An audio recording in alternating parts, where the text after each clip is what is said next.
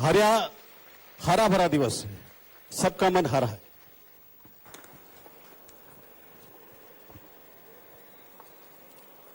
हमारे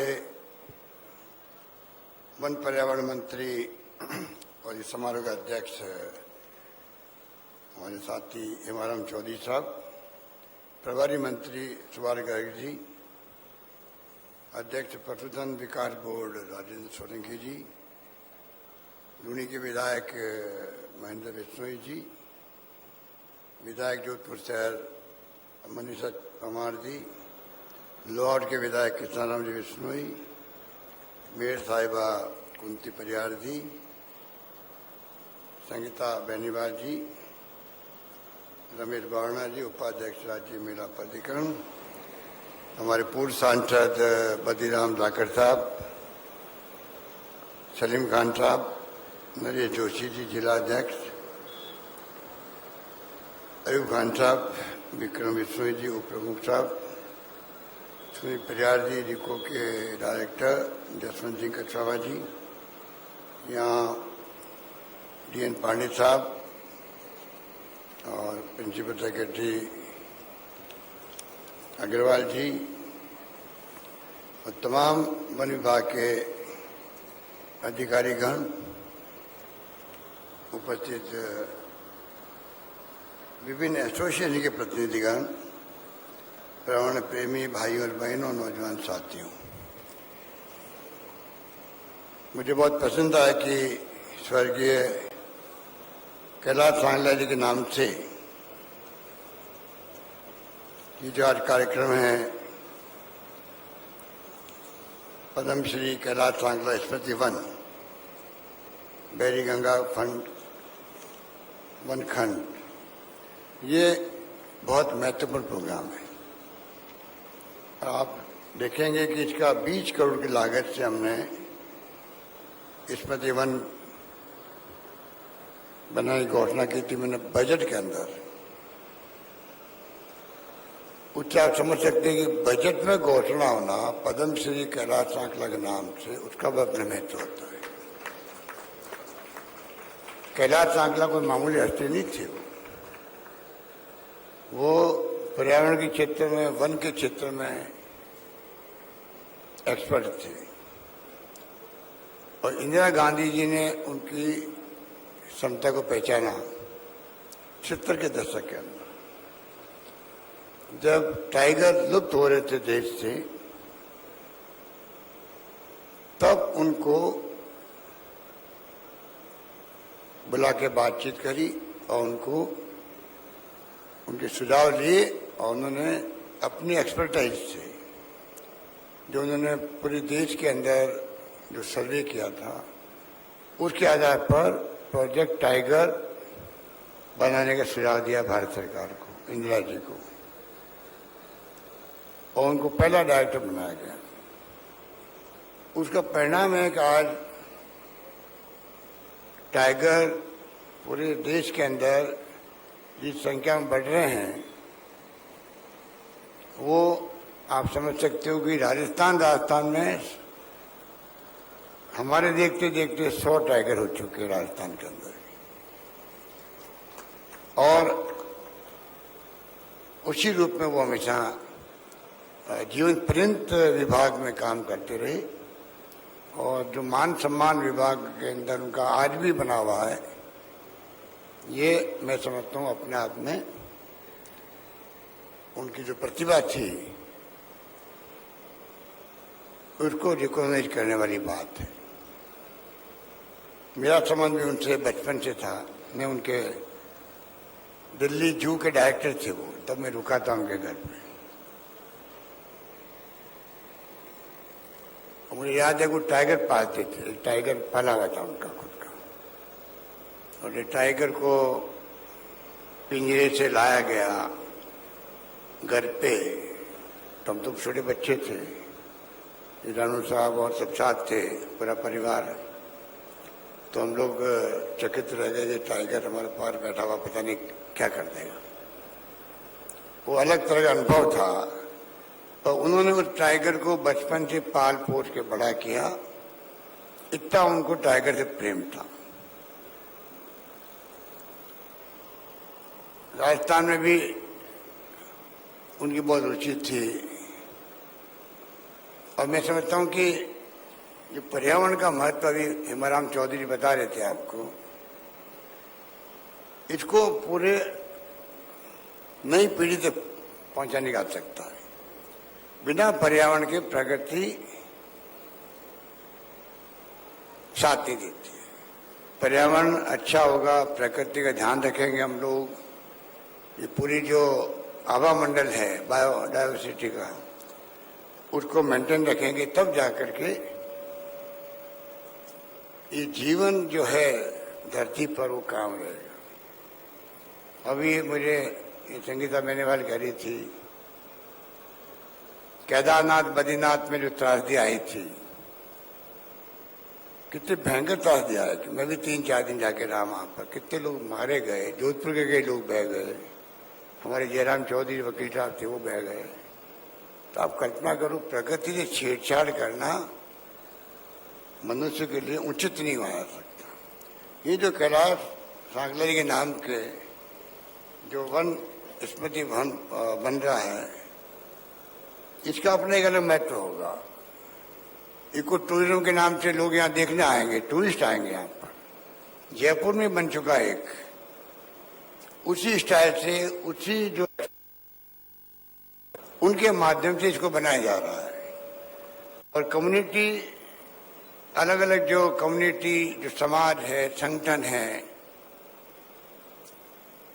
एनजीओ है, उन सबको इन्वॉल्व किया गया है। ये जो पेड़ लग रहे हैं वो खुद अलग अलग संस्था वाले लोग लगाएंगे तो एक भागीदारी होगी पब्लिक की भी, तब पेड़ भी मैं समझता हूं कि वन विभाग के कर्मचारी तो हमेशा ध्यान रखते ही रखते हैं, उनकी ड्यूटी है। परंतु अगर सोसाइटी को इन्वॉल्व कर लो तो उसके बाद में वो काम सफल होकर ही रहता है। मुझे खुशी है कि यहाँ सब लोग बैठे हुए हैं, वो भागीदार बनने जा रहे हैं अधिकांश लोग इस काम के अंदर, इसलिए मैं उनको साधुवाद देता हूँ। उम्मीद करता हूँ कि 7-8 महीने के अंदर ये तैयार हो जाएगा। उसके बाद में आप देखेंगे कि एक ऐसा स्पॉट नया पैदा होगा जोधपुर के अंदर, जहाँ टूरिस्ट आएंगे देश के विदेश के। यह एग्जीबिशन लगी रहेगी जो पूरे प्रदेश के अंदर जो पर्यावरण के रूप में प्रकृति के कारण के क्या काम कर रहे हैं हम लोग, उसको बताने का अवसर मिलेगा और एक टूरिस्ट सेंटर बन पाएगा। प्रकृति की गोद में ये हो रहा काम।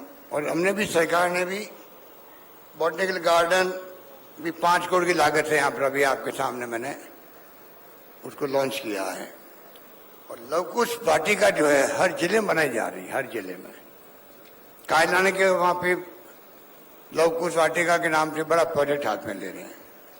इस रूप में मैं समझता हूं कि जो काम हाथ में लिया गया है, और मुझे कहते खुशी है कि स्टेट गवर्नमेंट की रुचि इसमें उसी रूप में है जो मैं समझता हूं कि होनी चाहिए, क्योंकि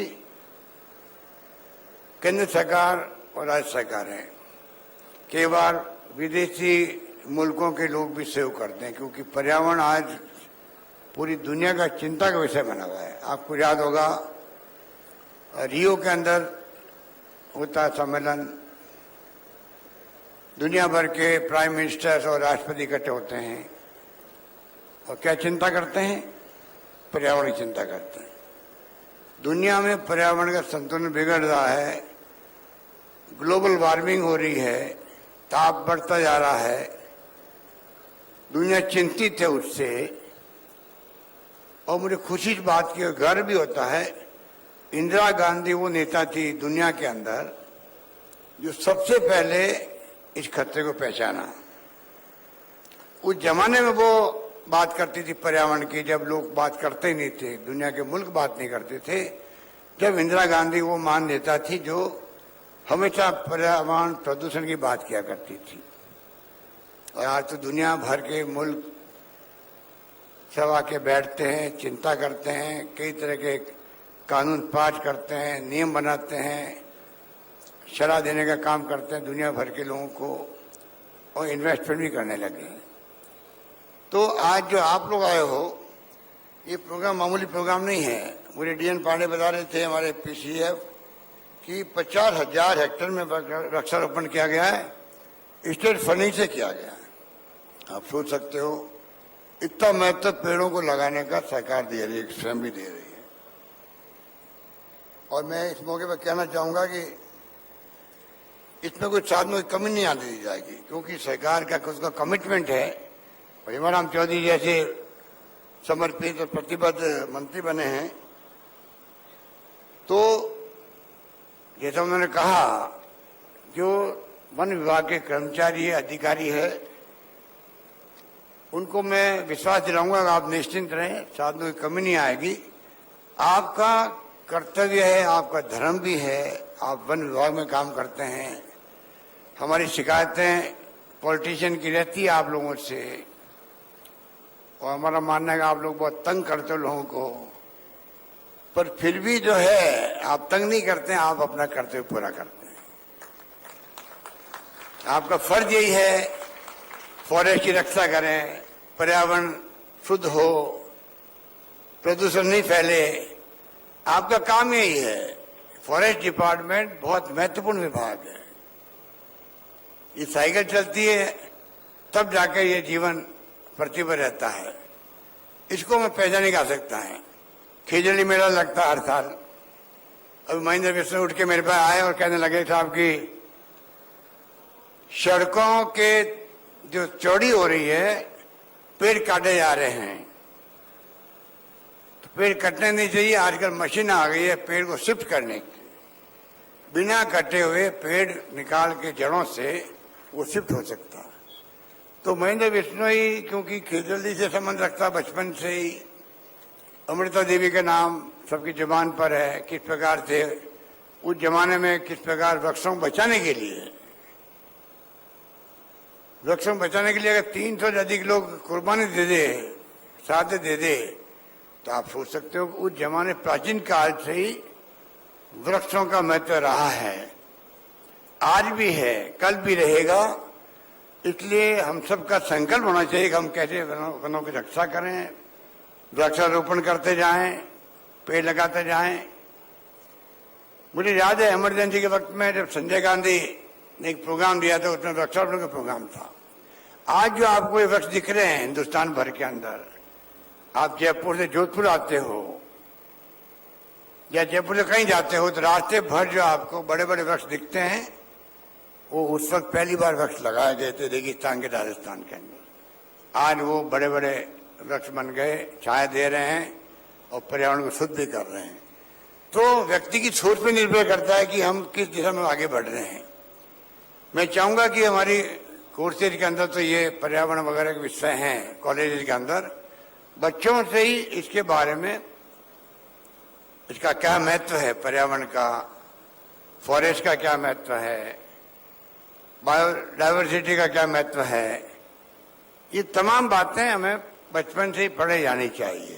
तो मैं उम्मीद करता हूं कि इस दिशा में हमारे प्रभारी मंत्री जी बात करेंगे और इस दिशा में कैसे आगे बढ़ सकते हैं, उसमें हम कमी नहीं आने देंगे। कहने को बहुत सारी बातें हैं, क्योंकि 250 हेक्टेयर क्षेत्र में जो है ये बन रहा है, 250 हेक्टेयर सेक्टर बन रहा है। ये बहुत ही मैं समझता हूँ कि अच्छा फैसला हुआ है। राजस्थान में 3 जो हमारे राष्ट्रीय उद्यान बन गए। राजस्थान कोई कम नहीं है। देखिए आज टूरिस्ट जो आता है दुनिया का, कई मुल्कों की तो पूरी इकोनॉमी जो होता है, पूरे मुल्क की अर्थव्यवस्था ही चलती है, टूरिस्ट पे चलती है। ऐसे मुल्क है दुनिया के अंदर, छोटे छोटे मुल्क। हमारे मुल्क में भी जो टूरिस्ट आता है, हर तीसरा टूरिस्ट राजस्थान आता है। राजस्थान में हेरिटेज की कोई कमी नहीं रही है, राजस्थान में प्रकृति की कमी नहीं है, वन जीवों की कमी नहीं है। और मैं समझता हूं कि राजस्थान में जितना हम लोग टूरिस्ट लाएंगे, उतना राजस्थान की आर्थिक स्थिति मजबूत होगी। तो राजस्थान में सरकार ने संकल्प कर रखा है, और आज के बाद पहली बार मैंने 1000 करोड़ रुपए रखा है टूरिज्म डिपार्टमेंट के लिए, प्रमोशन के लिए। आप सोच सकते हो उसका क्या महत्व हो सकता है। इस प्रकार से आज हिंदुस्तान एकमात्र देश है दुनिया के अंदर जहां टाइगर भी है, लॉयंस भी है। और जगह नहीं होता था। एकमात्र देश है हिंदुस्तान जहां आपको गिर में मिलेंगे लॉयंस, गुजरात के अंदर और भी कई जगह टाइगर मिलेंगे जगह जगह पर। तो इस बात को दुनिया जानती है। उसी रूप में हमने भी क्या किया, पिछले कार्यकाल में जब आपके मैं आशीर्वाद से मुख्यमंत्री था, तब मैं राजस्थान जैविक विविधता नियम बनाए थे हम लोगों ने 2010 के अंदर। इस बार हमने इको टूरिज्म की पॉलिसी बना दी है। तो आप सोच सकते हैं कि सरकार किस दिशा में जा रही, किस दिशा में जाना चाहती है। और वृक्षारोपण 1.24 लाख हेक्टेयर में किया गया वृक्षारोपण राजस्थान के अंदर 19-20 से अब तक। जब तक नई सरकार आई है तब से हमने इस काम का वृक्षारोपण बहुत बड़े रूप में किया है, अपने साधनों से भी किया है। बॉर्डर होमगार्ड का भी बहुत बड़ा सहयोग ले रहे हैं, उनको धन्यवाद देना चाहते हैं। और तो और जलवायु परिवर्तन जो है, क्लाइमेट चेंजेज, उसका अलग से निर्देशालय बना दिया गया राजस्थान के अंदर। तो टोटली जो है इस रूप में हम आगे बढ़ना चाहते हैं, जिससे कि बॉटनिकल गार्डन है मंडोर के अंदर 35 हेक्टेयर में, वो विकसित करने का योजना बनाई हम लोगों ने। सभी संभागों में है। जालना डूंगरी में जो एक फॉरेस्ट का उद्यान बना है, उसी पैटर्न पर सब संभागों में बनाने की बात की जा रही है। इस प्रकार से मैं समझता हूं कि जैसे मैंने अभी कहा कायलान की बात, 25 हेक्टेयर में हमारा लव कुश वाटिका बनेगी। तो जोधपुर के अंदर भी हम चाहते हैं कि